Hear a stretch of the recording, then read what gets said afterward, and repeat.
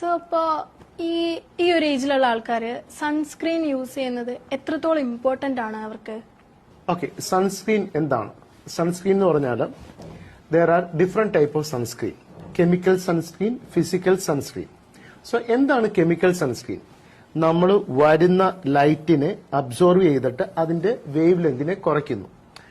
അതാണ് chemical sunscreen എന്ന് പറയുന്നത്. എന്താണ് ഫിസിക്കൽ സൺസ്ക്രീൻ? വരുന്ന ലൈറ്റിനെ റിഫ്ലക്ട് ചെയ്ത് കളയുക.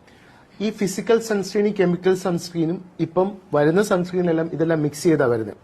പണ്ടത്തെ കാലത്തൊക്കെ സൺസ്ക്രീനിൽ ഒരു വൈറ്റ് ടിന്റ് കാണിക്കും. ആ വൈറ്റ് ടിന്റ് കാണുമ്പോൾ എല്ലാവർക്കും ഒരു ബുദ്ധിമുട്ടാണ്. ഇപ്പോൾ ഉള്ള സൺസ്ക്രീനിൽ വൈറ്റ് ടിന്റ് കാണത്തില്ല.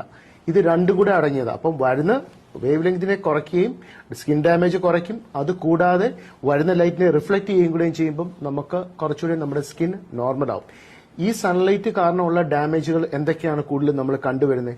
കൂടുതലും കണ്ടുവരുന്ന റിങ്കിൾസ് ഉണ്ടാവും, പിഗ്മെന്റേഷൻ ഉണ്ടാവും. Okay doctor, thank you so much.